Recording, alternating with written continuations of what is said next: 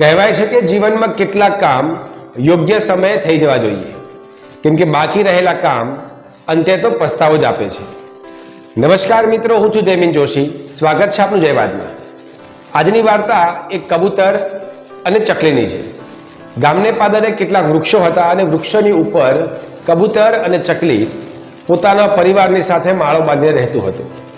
કબૂતર ખૂબ આળસુ હતું અને ચકલી ખૂબ હોશિયાર હતી. ચકલી આમ પાડોશી ખૂબ સારી હતી, એટલે કબૂતરને યોગ્ય માર્ગ દોરતી હતી. શિયાળાનો સમય હતો અને ખેતરમાં ઘણો બધો પાક થઈ ચૂક્યો હતો, એટલે મોટા મોટા દાણાઓ ખેતરમાંથી લાવવા માટે ચકલી રોજ સવારે વહેલી ઉઠે અને પોતાના પરિવારનું ભરણ પોષણ કરવા માટે તે ઉડીને જાય અને ખેતરમાંથી નાના નાના દાણા ચણીને પોતાના માળામાં લઈ આવે. સમય પસાર થતો હતો એટલે ચકલીને ખબર પડી કે હવેનો સમય એવો આવશે કે જેમાં ખેડૂત આ તમામ પ્રકારનો માલ ખેતરમાંથી લઈ રહેશે, ખેતરમાં લલણી કરી લેશે. એટલે ચકલી બેને કબૂતરને કીધું કે હવે થોડા સમય પૂરતો જ પાક ખેતરમાં પડ્યો છે, એટલે એક કામ કર, ઉનાળામાં કંઈ ખાવા નહીં મળે એના કરતાં તું પણ થોડુંક અનાજ પોતાના ઘરમાં સંગ્રહ કરી લે.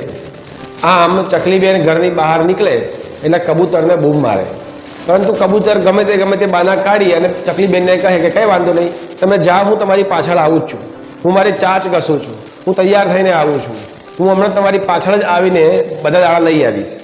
રોજ આ ઘટનાનું પુનરાવર્તન થવા લાગ્યું અને પરિણામે કબૂતર ઘરની બહાર નીકળે જ નહીં અને પોતાના પરિવાર માટે એક્સ્ટ્રા ખોરાક સંગ્રહ કરતો હતો નહીં.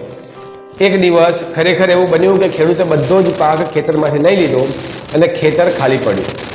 ચકલી બેને તો પોતાના પરિવાર માટે તમામ પ્રકારનો ખોરાક એકત્રિત કર્યો હતો, પરંતુ કબૂતરે પોતાના માળામાં કશું સંગ્રહ કર્યું ન હતું અને પરિણામે ઉનાળાની અંદર કબૂતરને ભૂખ્યું રહેવું પડ્યું અને પોતાના પરિવારને પણ ભૂખ્યું મરવું પડ્યું.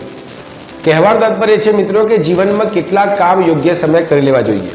આપણી આળસના કારણે હમણાં નહીં, પછી કરીશું, શાંતિથી કરીશું, શું ઉતાવળ છે, આવું બધું જીવનમાં વર્તન રાખીશું તો આપણે કોઈ પણ કામ ચોકસાઈથી કરી શકશું નહીં અને પરિણામે કબૂતરની જેમ આપણને પણ પસ્તાવાનો વારો આવશે. એટલે ચકલીની જેમ સમજદાર બનીએ, યોગ્ય સમયે યોગ્ય કામ કરી લઈએ અને પોતાના જીવનને સફળ બનાવીએ. આવી જ નવી વાત અને વાર્તા સાથે ફરી મળીશું. ત્યાં સુધી નમસ્કાર.